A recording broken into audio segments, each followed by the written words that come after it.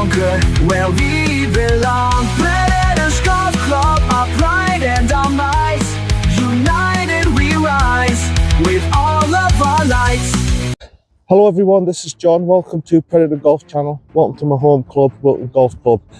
That's about it for that. It's a bit windy and a bit chilly today.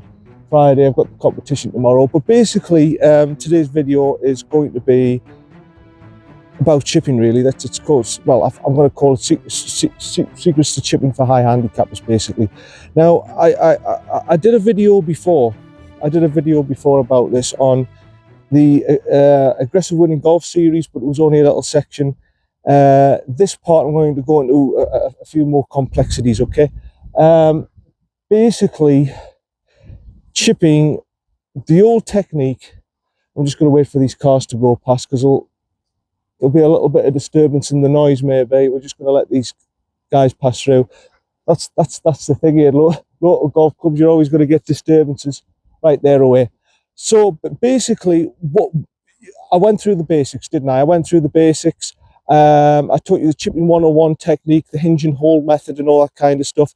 We're going to go through all that again. I'm doing this because a lad specifically is struggling with his chipping. He's a higher handicapper. I'll not mention his name for privacy reasons, but I want to help the lad out. And basically, I'm just going to go through the same lot, but this time we're going to put a few more complexities into it. We're going to go through the whole lot, okay? And we're going to talk about the leaning of the shoulders. We're going to talk about how much weight to put on different ground conditions, uphill lies, downhill lies, that sort of thing. We're going to go into them complexities because I'm not sure on my last video if I did that. So what we've got to learn is, first thing, you'll see no good chippers like that, okay? You'll see no good chippers with the hands behind the club, okay? Good chippers always have the hands in front of the club, so it looks like that basically. That's what it looks like. The next key point, obviously, is the weight's got to be on the front foot. It's got to be on the front foot. If we want to avoid getting the blade involved, we've got to get the weight foot. We've got to be driving through, and we've got to be aggressive, okay? The third thing is, obviously, as we know, do we have to make a decision? We've got to go high and we've got to go low. If we want to go low for the low shot, we go high to the front, to the back foot. We go to the front foot for the high shot. Okay, and from there, basically, we can do any variable we want. I'm just going to wait for this lad to walk through again because we're going to get disturbances here. Well, it's just the way it is. You might hear the footsteps, you say. I don't want to. So yeah, we've got to make a decision. Do we go high or low? Like I say, if it's high, it goes to the front foot, where the ball goes to the front foot. If we want the low shot, it goes to the back foot. We don't want to be here. I mean, you can try and chip and flicking the wrists and everything. I mean, you can try middle of the stance and flicking the wrists like this. But it's actually turned out all right, but that's no good. That's not consistent. And half the time when the ground's hard or soft, it's going to go either into the turf or we're just going to knock it and scull it along the deck. And everything has to be driving through to the target. Okay, so we'll just go through the basics. What does it look like? Okay, so if I want the low shot, hands forward, back of the stance, weight forward, 70-30. Remember, 70-30 onto the front leg.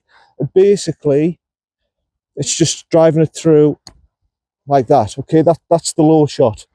If we want to go for the high shot, it's basically the same technique, and all we do is go to the front of the stance. So it looks a little bit like this.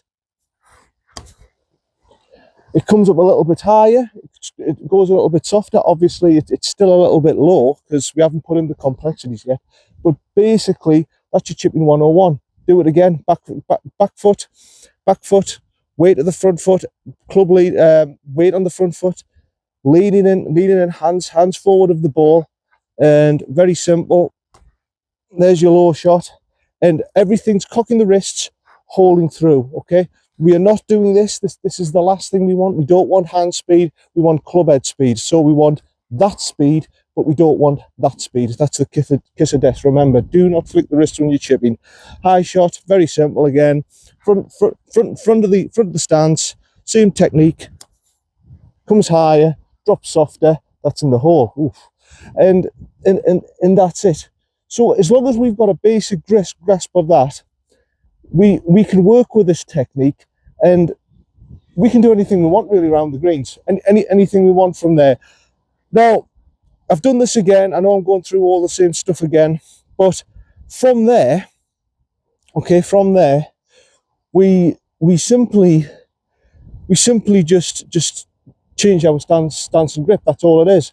So if we want the ball to go lower, for example, than the back foot, say if it's just dead flat and we just want to bump it up there, we just close the stance, close the grip, and bump it even lower like that.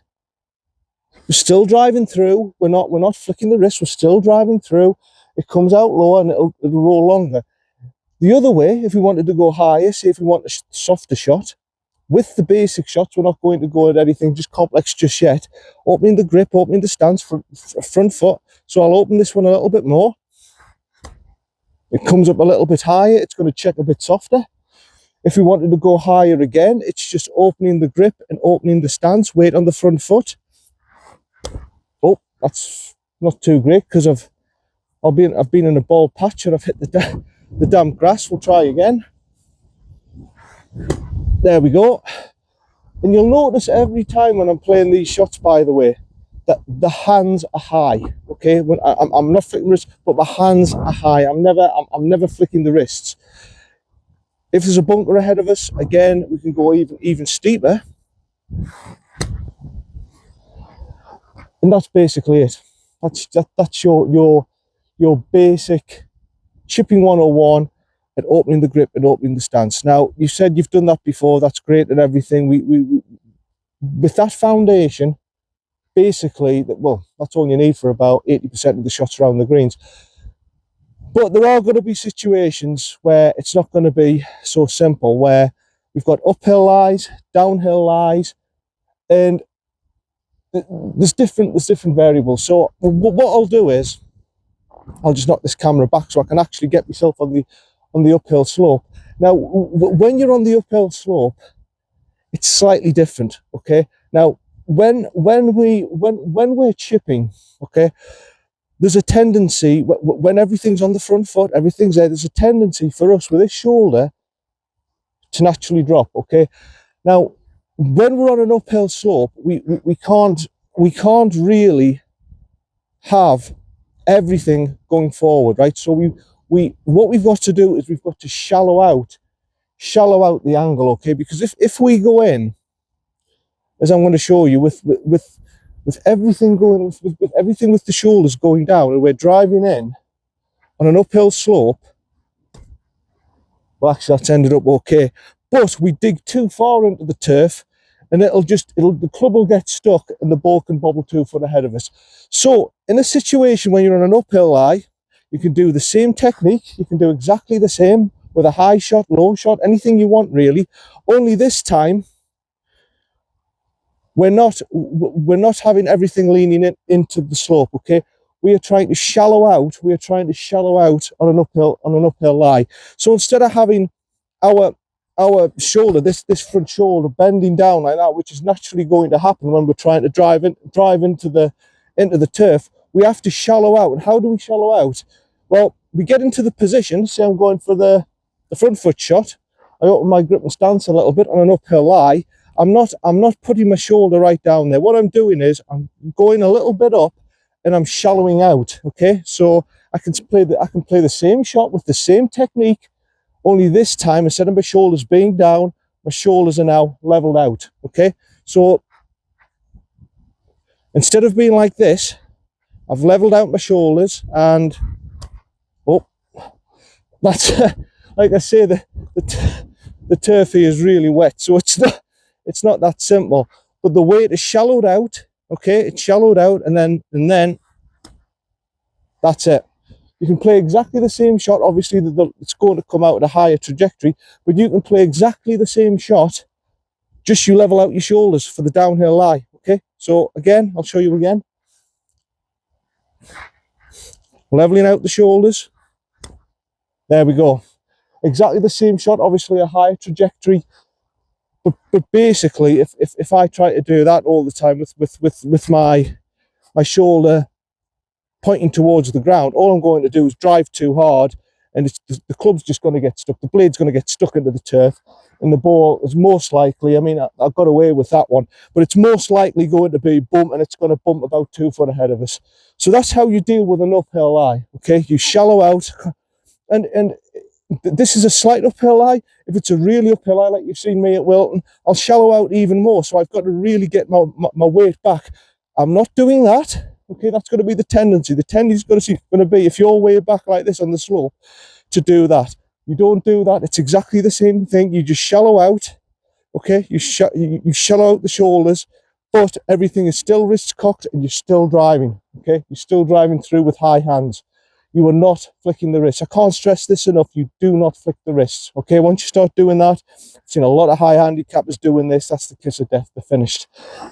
Right, downhill. Now, downhill, I'll have to bring this up a little bit for the downhill. Downhill is slightly different, okay? Downhill is slightly different. If you're on a downhill lie, which we've got one just here, downhill is slightly different, okay? So if we're on a downslope, the tendency on a downslope, now again, it's damp and wet, it's not going to be very good, but I'll put it on the downslope here for you. You can see it's bumpy. I'm on the downslope. We do the complete opposite. We do the absolute complete opposite. So instead of shallowing our shoulders up, we're going to go even further. And the weight this time, we've got to put more weight on the front foot. We've got to really drive through. Okay, this is the only way to get out of this situation, because if we try and force it, again, that's a bit more on the downslope. If we try and force it on the downslope with our hands, all that's going to happen is that's all that's going to happen. It's just going to scoot along. We're going to go flying past the green, and it just don't look good, does it? It's just not a nice situation to be in. So exactly the same, like we've seen the basic techniques before. The high chipping 101, club head speed, not hand speed. Front and back of the stance, weight on the front foot. Only this time there's even more weight on the front foot. Okay, we really have to drive into it this time. Like I say, at first this is going to feel weird. You're going to feel as if, no, I want to lean back and I want to like help it with trying to help myself and get the loft myself. It don't work. Trust me, I've tried that and it just don't work. So what we do is shoulders a little bit further down, grip and stance opens up a little bit, and we're really driving harder with the front foot like that. Okay, now if I try and do it with my shoulder down, I'll show you again, with my shoulders right down, okay, into the slope, that's going to happen, and it's just not good. So that's how you do. Oh, so sorry about that, folks, just the wind. So that's how you deal with a downhill lie. Okay, that's how you deal with a downhill lie, and there's different variants from that. Okay. I'm just going to pause the video to go and collect the balls. So we know now how to hit a basic chip shot. We know the basic chipping technique. We now know how to make the ball go high. We know how to make the ball go low. We know how to get the ball higher up and flop it down. We now know how to hit off an uphill lie. We now know how to hit off a downhill lie. Now we're going to start to go into the complexities. Okay, we're going to go into the back foot restore, the front foot restore, when we're restoring the loft, and all the variables around that. And then we'll go on to obviously the Phil driving through what he calls a sexy shot. I just call it the good shot. Right, see you in a sec. Right, I've got the balls back. So yeah, so now we know how to hit. I'll just go through it again. We know the basic chipping technique now. The three key things about the weight forward, the hands forward, the hinge and hold method, making the decision high or low, and then from there it's grip and stance, and we're just adjusting there. Now this is when we're going to this is where the little subtle things are coming in now. I call them complexities, and they're not actually that complex. We're going into the restore shot now. Now the restore shot is where it becomes a little bit more fun and interesting, because you can mix and do whatever you want really, for different slopes, different angles, different ways of manipulating the ball flight. Now, what I've taught you in so far is the basics high, the basics low. The back foot restore is where you can restore the loft and manipulate the flight as much as you can, and it's very good when you're on different slopes and different angles as well. So a lot of the time, especially on an uphill slope, you don't want the ball to go that high, and you certainly don't want the ball to go too low either. So let's say, for example, I'll have to move this back again, I'm sorry about this, but let's say you're on an uphill slope, okay? Let's say you're on an uphill slope, and you don't want the ball. Now, I've showed you before about shallowing out, okay? Basic shots again, weight forward, shallowing out, hands forward, and basically it comes out a very, very high, well, it's coming out higher than normal because the ground is naturally going to help us to make the ball go really high. But what happens, for example, if we've got a little bit more green to work with and we want it to go a little bit further, this is where the restore shot comes in. Now, this is where you mix up and everything. Like, now, you go to yourself, you go, okay, that's a high shot. I've got off the the front foot. I'll try off the back foot. This is the normal technique. Shallowing out, let's try off the back foot. A little bit, it's come down lower, it's landed harder, and it's run a little bit more. Then you go into the in-betweens, okay? So once you've got that basic thing, you can restore the loft. Now, how do we restore the loft? It's from the grip and stance, all right? Grip and stance. So I call this the front foot restore, where it goes to the back foot, but you ain't doing it with a neutral alignment, okay? You're not doing it with a neutral alignment. You are actually opening your stance a little bit, okay? So you open your stance a little bit, and you can play a shot that will go higher than what it would from a normal back foot shot by opening your stance, opening the grip a little bit, and this is basically the back foot restore. So what happens is, same thing, shallowing out, and that's in between the low shot and the high shot, okay? So this is when you want a little bit more distance. So say you've got a 30-yard shot and you go to yourself, oh, I'm on an uphill thing, I don't want the ball to spring up and everything, I still want it to get the distance. This is when the back foot restore comes in. You say, okay, and you work with this with yourself. So you go, okay, that was a little bit higher than the back foot shot. It also wasn't as high as the one where I went on the front foot. I'll just open the grip and stance a little bit more on the back foot restore, and let's see what happens this time. Oh, I say it's gone a little bit higher, it's checked a bit softer, and it's still gone the distance. Rather than flopping it right up in the air, it's gone the distance. And that's the back foot restore. You can do exactly the same with the front foot restore on the uphill slope. It's exactly the same. You are shallowing out the weight forward, but this time you're opening the grip and opening your stance. Let's see what happens this time. Wow, that's gone really high. It's really checked up, and it's really put it on a penny for me. And from there, you just work it out yourself.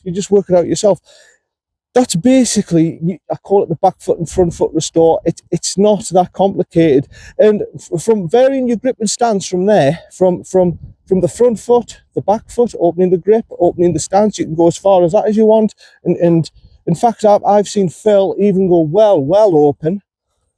I wouldn't recommend it unless you really want to start experimenting. But he does it where he's literally, his feet are literally pointing at the flagstick, and he'll play a shot like that. That's literally how he'll play from the back foot, and that's how he gets the distance, okay? Instead of just going straight up in the air like a parachute, he gets the distance by putting his feet almost square to the target and hitting it that way. That's the back foot restore. So that's basically all the complexities that you need. Now, I have said, now we're getting into the real complexities now. I have said, you never break your wrists in chipping. Well, if you're any good at chipping, you don't break your wrists. But there is a case where you do break the wrist. Now, this is getting really complicated. Now, this isn't like a flop shot over a bunker. This is when you've got a bunker in front of you, and the slope, say for example, the slope's going left to right, which is a little bit here, it's not much. But let's say the slope's going left to right, and you're trying to get round a bunker, okay? So but you've got plenty of green to work with. You've got about 30 yards of green to work with. Now, you never break the wrists in chipping, as I've said, apart from when you want to get round a bunker, hitting it low and getting round a bunker. Now, basically, I never really attempt this shot. I basically try and flight it over the bunker anyway. But if you don't want to flight it over the bunker, this is another option. But it is risky, okay? And it's risky as well. This is when you start to use your wrists. So let's say, for example, we've got a bunker in front of us, like a little pot bunker or something like that. Imagine the flag's a little bit further away, because obviously you won't have time to check it up. But what you do in this situation is the same technique, chipping 101, back foot, front foot, shallowing out or driving through. If it's on the downslope, driving harder, getting the shoulder down, driving it through even more. But this time, we're using the wrists. Okay, now this is the one thing I did say not to do, but in this situation, there are times when it's needed and it's really risky. So what we do, for example, if we wanted to go left to right and manipulate it around the slope, the motion is very much like what we did with shot shaping, okay? That the motion's very much when I gave an example of the top hand spin in table tennis, where you flick the wrists. There's two ways of doing it. You can either do it where you're trying to force it like that and try and flick it like a table tennis shot, or you keep your arm close into your side there, and that'll naturally make you turn the club like that, okay? Now, I prefer doing it that way. I feel a bit more free with that. I don't like this because it feels sort of claustrophobic and I can't really rotate. But some people like that, feel like that they're locked in and they can't do it. Or obviously the other way is that. So in this situation, let's say, for example, I'm going to go the low shot. I'm going to try and flick it round and get it round a bunker. Now, this might not work. This might look absolutely disgusting because I don't often play this shot, and it's going to look as if I'm really risky and stuff, which it is. You only do this, mind, in a desperate situation. I must clarify this. So what it's going to look like is basically this. So you're going to back foot, close the grip, close the stance. Okay, shallow out because I'm on a slight up slope, and turn the wrists round. And as you can see, it's manipulating a little bit round. As I say, the angle isn't too much left to right to show what it would do, but it would hit the slope, and you're hoping the ball would go like that. So I'll show it again. Off the back foot, it's not going to look great, but it'll do the trick. So you were closing the stance, you were closing the grip, and it's going rounded, and it's a flick like that. So you're flicking it round like that. You can see it's going around just a little bit like that. But like I say, the slope's not enough. If the slope was the opposite way, now I can't do this very well, by the way. If the slope was the opposite way, you're going to do the exact opposite. Okay, so you're going to go off the back foot again.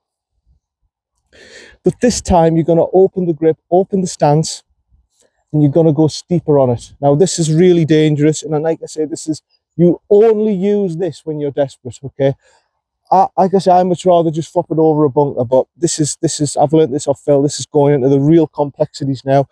So what you're doing is you're going steeper, and you're trying to go in. You're going to go outside in. Okay. Now this is really difficult, and I'll probably mess this up, but I will try it for you. So you're on the back foot again. You're going outside and outside, and you're in, and you're actually trying to do a circular motion to try and make the ball go right to left. Obviously, the slope's going left to right. So if this goes straight, it's a success, really.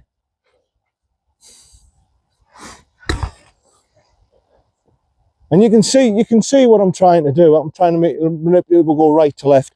Now, that's getting into the real complexities. Okay, we as a higher handicapper, I would suggest basically you get the foundation right first. get the basic chipping 101 right in the hinge and hold. Get that right first before we go into any of this stuff. Then obviously, once you've mastered that, you can go into the uphill lies and the downhill lies with the basic chipping technique. And then, when you've done that, then you can maybe go into the restore shot, the back foot, the front foot restore, restoring the loft. And then you can go into the complexities. Well, how do I get round a bunker when I've got a long distance and I want it to move off the slope left to right and I want to move it off right to left? But they're the real complexities. And really, this is all down to going to the chipping area yourself, and you'll find it difficult, first of all, with plateau greens. With plateau greens, if you do this with a plateau green, for example, you've got to get it up, and you just whack it into the bank like that. It'll just whack into the bank and it'll scuttle up and everything, but it's not precise or whatever. Obviously, then you can go, okay, I'm going to go at the front foot, open my grip, open my stance a little bit like that, and then when it goes a bit higher, a bit more lofted, and it checks quicker, you'll go, oh, okay, that works a little bit better. I'm closer to the hole.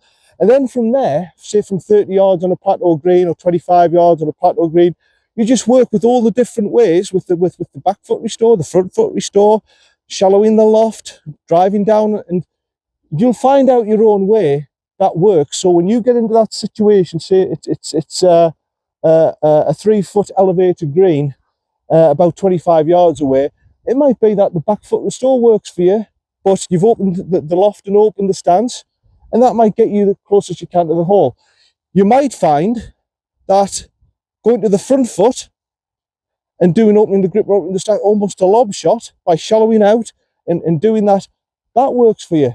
You might find even that the chip and run's the better option. That gets you closer to the hole, but you will find a shot that will get you to the target, to as close as the hole as you possibly can on a consistent basis. And you've got to work on it. So say for each one you take 10 balls and say do the back foot restore, do the front foot restore, do the basic chipping, and this is where we're getting complex. You see, this is where it just comes down to practice and hard work. Unfortunately, there's no other cure for this. You've got to work at it. You've just got to keep practicing and practicing and practicing until you get into that situation.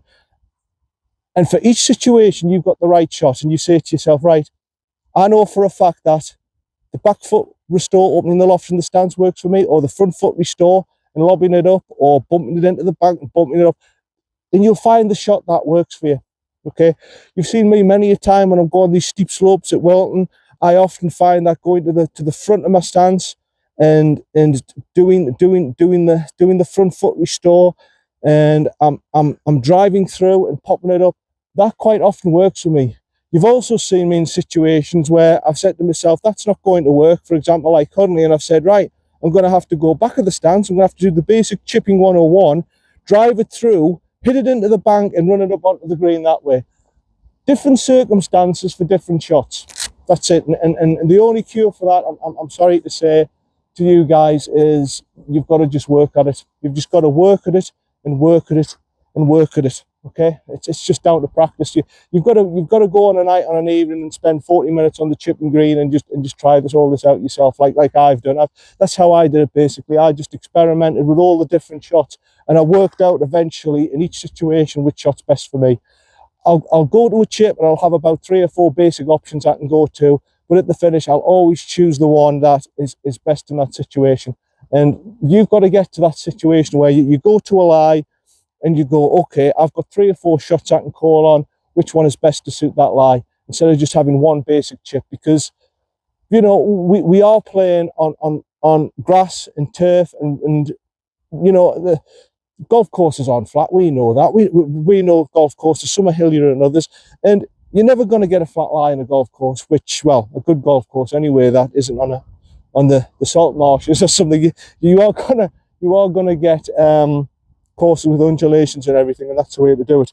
The very last one, now I can hardly do it myself, is you'll be thinking to yourself, how does the one where Phil does it and it just goes like a parachute and just drop? Well, this is something really that I shouldn't really be teaching you, because I haven't mastered it myself, but I'll try and do it anyway for you. Now, this is the This is the very, very last thing you do with chipping, okay? This is the very, very last thing with chipping. And this can only be done when you're very, very highly skilled, right? I don't even think I'm at this level. The shot consists, I'll just let this car go through. Like I say, we're going to get disturbances all the way through this video. The shot consists of basically having your club not just opening the grip and opening the stance, but we are literally, it's flat like that, okay? It's literally flat on the ground. And we are driving so hard on the turf, we are driving the club so hard on the turf that all it's doing is getting underneath the ball and literally popping the ball up. That is literally what it's doing.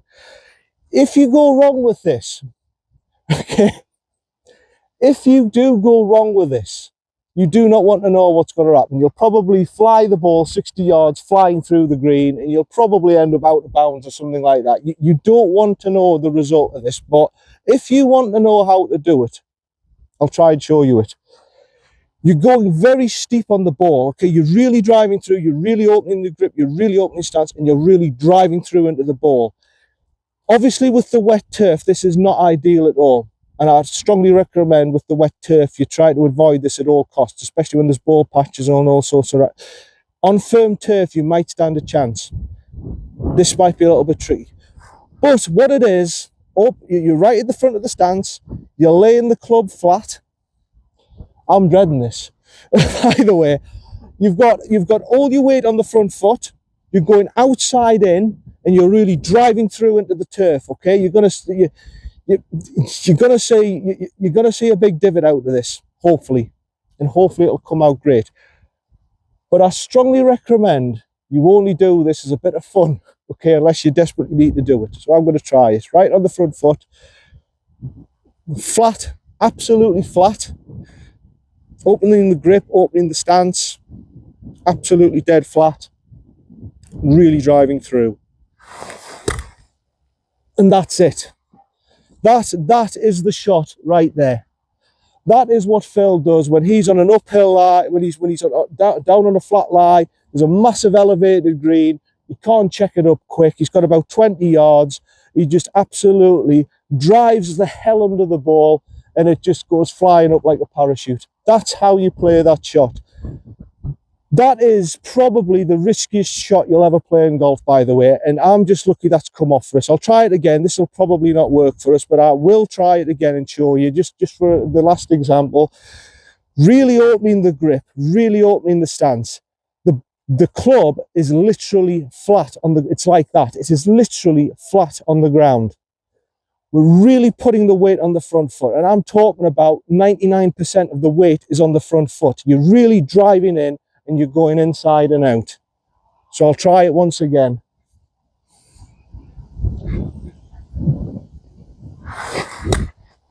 That's it. That is the shot. That's the Phil Mickelson shot, okay? In a competition, okay, I'll probably never ever use that shot. I think I've used it once or twice when I've been really, really desperate. But the risks taken with this shot, I mean, I've pulled 2 off there. Just to show off, I might do 3, actually. I'm dead proud of myself. But you can see the big divot there. I'm dead proud of myself, by the way. But you do not use this shot, okay, unless you desperately, desperately need it. This is a highly, highly skilled shot. That's when Phil gets the bloke. He gets the bloke. I don't know if you've seen the video when he gets the bloke standing there like that, and he's 6 foot away, and he just pops it straight over his head. Well, this is it. This is the shot. Really front of the grip, really front of the stance. Blade is basically flat on the ground, club's flat on the ground, and we're really, really front foot, everything's driving forward. Like that. There we go. And that's it with chipping. That's it. I mean, you've seen the bunker play video. I mean, you look at that again. I mean, it makes a mess of the turf, really. I'm going to have to pick up all these divots. I forgot about that. But that's it. That's it with chipping. That's everything you need to know. We'll go through it again. I know you're not dummies, just to end the video, but we'll go through everything that we've been through in conclusion. And Go through this each step at a time, okay? Especially to that lad who wants to learn how to chip. Go through each stage first until you've mastered the first one. Don't move. So your basic chipping, the hinge and hold, the three simple steps that I've told you. Obviously the hands forward. Never have your hands backwards. No good chippers are backwards. Your weight's always on the front foot, 70-30 normally. You've got to make the decision high or low, okay? The ball's never in the middle of the stance. You've got to make the decision high or low, and everything's driving through to the target, not breaking the wrists. Everything is straight in line and high hands, okay? Once you've learned that technique, you can then move on to, like I've taught you with the basic, using that technique, but shallowing out for the uphill slope, and putting your shoulders a bit further forward for the downhill slope, and driving through more for the downhill one. You can then move on to the next stage, stage 3, which is obviously your front foot and back foot restore that I've showed you for different yardages, different lies, different plateau greens, down greens, for down greens, for bumping it down there, all that kind of stuff. And then you can move on again to the flop shot, opening the grip, opening the stance, the flop shot. You can then move on to the next stage, which is trying to flick it round bunkers, which is going left, which is going right, manipulating it off the slope and everything. And then the very last stage is what I've taught you there, the Phil Mickeslkn parachute shot. And that is for extremely skilled golfers, okay? I cannot stress this. Don't just do this in a competition for a bit of a laugh. That is a highly skilled shot, and it's took me a good couple of months, by the way, to develop that shot. I will only ever use that in a real desperate situation around the greens, okay? Obviously, should I do the toe down chip? Do you want me to do the toe down chip again for that lad? I'll do the toe down chip again. I'll just pause the video and I'll show you the toe down chip one more time.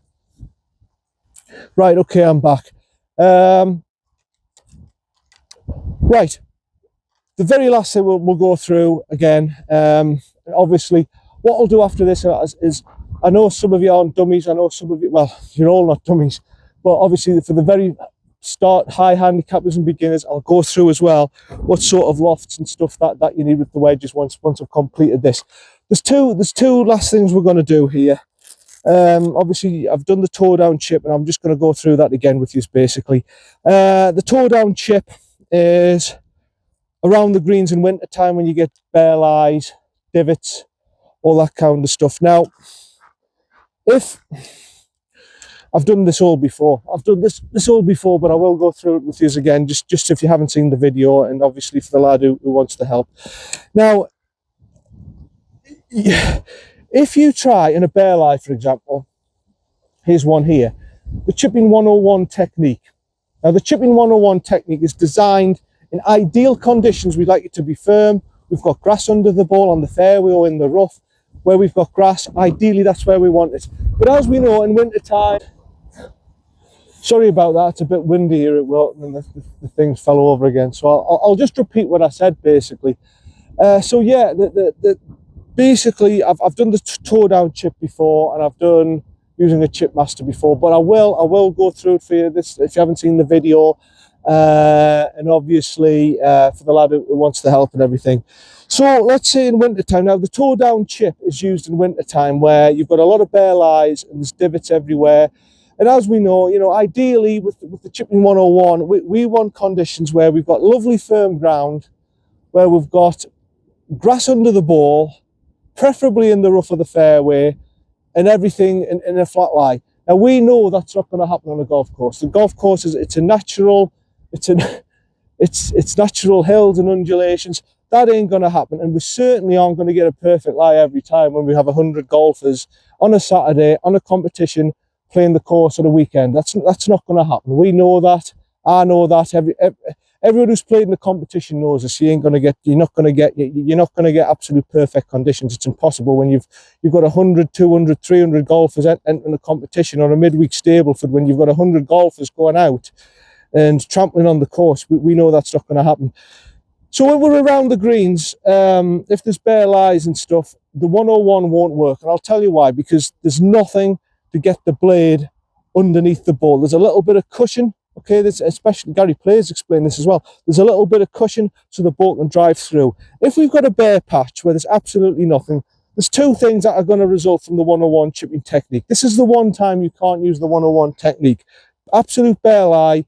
There's two things that are going to happen. One, the blade of the club is going to get stuck into the ground and it's going to pop 2 foot. Let's do that. The other option is, because you say, Jesus, there's nothing to get under the ball, I'm going to force the height and everything. All that happens is the wrist will come in and you'll skittle it like that. That's all that's going to happen. It's just going to look not pretty, and it's going to look pretty nasty, to be honest. Now, the toe down chip now, hopefully you only need to use this for sort of 10, 15 yards around the green if you do get yourself into a bare patch. But this avoids all that.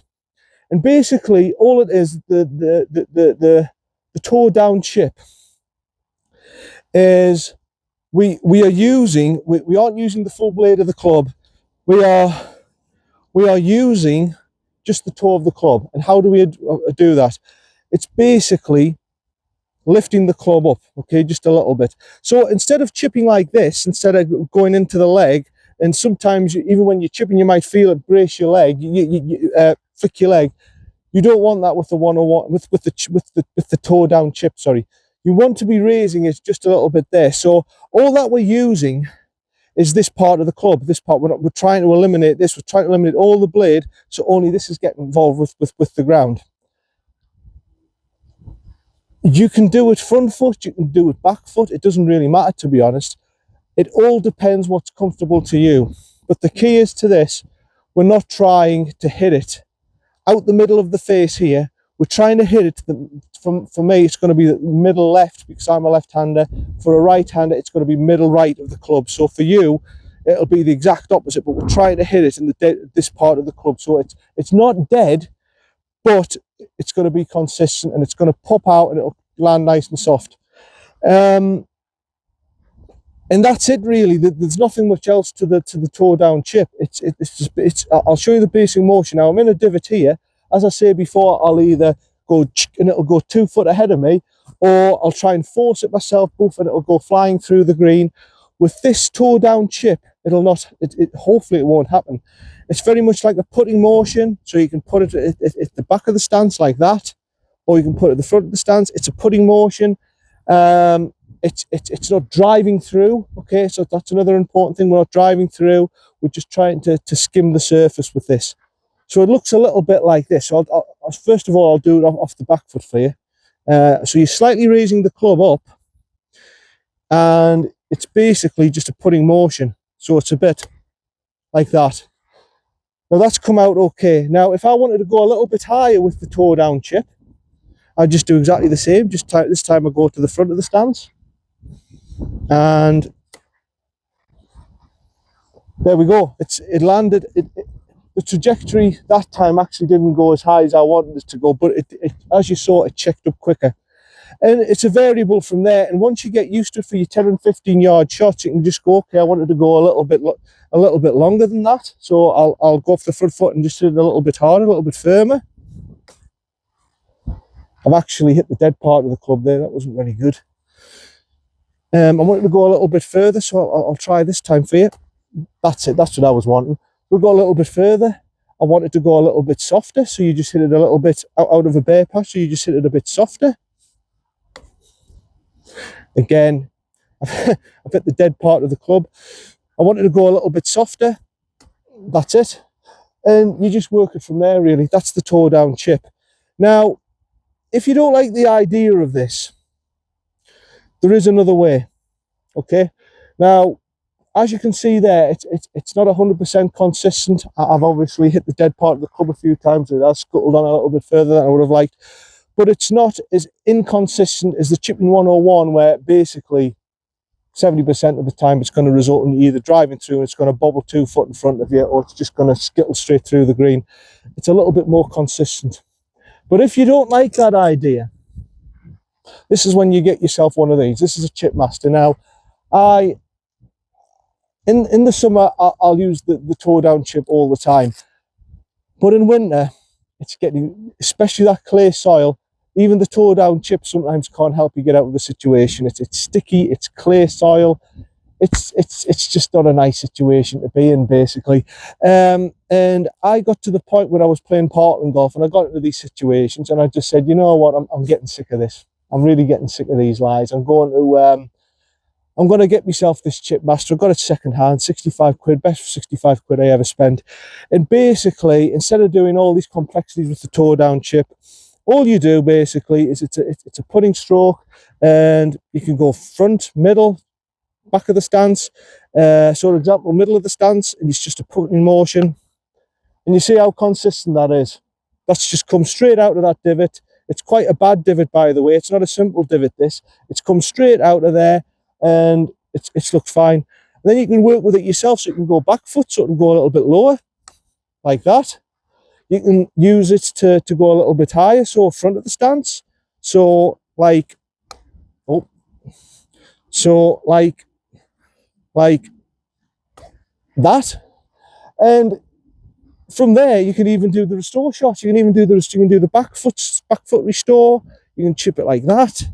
You can chip it with the front foot restore. This will go a little bit higher. And it's basically a putter with loft. That's what it is. It's basically just a putter with loft. So if you really don't like the idea of the toe down chip, and you're happy to sacrifice one of your clubs, this will get you out of the situation, a chip master. And I use this at Wilton in the winter time. I probably won't use it in the summertime, because obviously the chipping game is good enough to get us round, and the lies aren't as bad. But when it's really wet and it's clay soil and it's sticky and there's no other option, even the toe down chip, the club gets stuck, this is your only option. And these are very, very handy tools. And as far as it goes,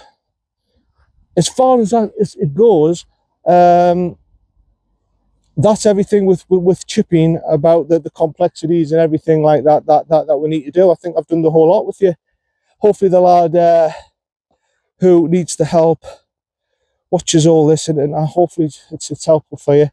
And we'll have to get out sometime and see how you chip and everything, because I can work around it from there. Obviously I can't teach you any complex things like that. Obviously there's a guy called Phil Mickelson. That's one of the members, by the way, I was just waving to, who I know. There's a guy called Phil Mickelson who knows a lot more than me. Listen to him. I'm basically spouting what he's saying, basically, just at a more basic level. But the last thing I want to go through, which I said I was going to, was equipment with wedges. Now, I know you're not dummies. I know. Obviously, there's newcomers into the game, and this is really designed. You better not fall down, son. You better not fall down. I'm on about the tripod, and basically, I'm just going to go through the equipment now. So when we talk about wedges, people go to me and saying, "What sort of wedges should I be buying?" Now, people go on about people's idols. You obviously know who people's idols are. Mine's obviously Phil. You've got people like Tiger Woods, Rory McIlroy, people who like to smash the ball, Bryson DeChambeau, and all them. Now, basically, if you look at Tiger's wedges, he's got 4 to 6 degrees loft. He's the greatest there's ever been. Okay, let's be fair. He's for a short period, but for about 10 years, he's the greatest that's ever been. Okay, so let's not kid ourselves that we're Tiger Woods, because we're not. The 4 to 6 bounce, if you want a wedge, I would strongly, especially if you're a higher handicapper, I would strongly recommend you don't go for that. Your wedges with mine are all between the 10 and 12 degree loft. Bounce, sorry, 10 and 12 degree loft. Bounce, keep on saying loft, bounce, 10 and 12 degree bounce. And that'll work for anything. That'll work for links golf, it'll work for Moorland golf, it'll work for winter golf, it'll work for parkland golf, it'll work for most situations, to be honest. That's the one I would strongly recommend you get. If you're trying to buy a wedge, second-hand one or anything like that, just to start out with, I'd be getting anywhere sort of between 12 and 14 degree bounce is fine. Your average is going to be about 10 to 12, what I've got basically. But I wouldn't recommend you go for a 6 degree bounce, because that's just pathetic. That's it's not pathetic. I mean, like for us, I shouldn't have used the word pathetic. That's just not going to work. Sorry, you'll not be successful with that. So that's what you want. That's the sort of degree of bounce you're looking for, between 10 and 12. The next thing I'm going to go into finally is, what lofts do I want? Now, this is down to the individual. Now, I don't think amateurs, especially high handicappers, should go anywhere near the 64 degree mark. 60 you might just get away with, but I've got a 48, 50, 54, 58. I don't have a 60. I don't go nowhere near a 60 or 64. That's for perfect. There's some even. I've seen one that's 72 degree loft, but that's just ridiculous. So I would recommend, it depends what your pitching wedge is. If you're pitching wedges, your standard between 45, 46, 44 to 45 degree. Some people's pitching wedges are 41 degrees, so you might want a 46, a 46-50 and a 50 and a 58. Okay, but or 52 and a 58. With me, my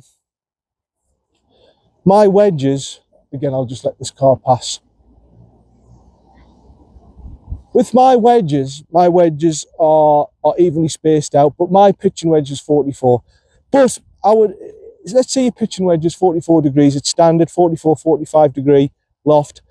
I would say you're looking for a 50, 54, 58, okay? If it's a bit lower, if it's a 41, 42 degree pitching wedge, you're probably looking for a 48, a 46, 52, 58, something like that. But I would strongly recommend for beginners, don't go anywhere near the 60 or the 64, okay? And obviously the wedge flexes and everything, unless you really are driving hard into the turf, I wouldn't recommend the stiff flex. I get away with the stiff flex. I use stiff flex with my wedges because I'm really driving through, I'm being really aggressive, but to start off with, regular flex should be okay. And I think that's it. That's just about everything done for chipping. I'm not going to call it the art of chipping because that's what Phil calls it. I'll probably call it the secrets of chipping or something like that. I don't want to get a copyright off Phil, especially when he's my idol. You know, I'm a big admirer of Phil, and basically what I've taught you there is basically the basics of what Phil tells you. Phil goes into far more complexities about the turf interaction, the different types of grass, the different types of soil.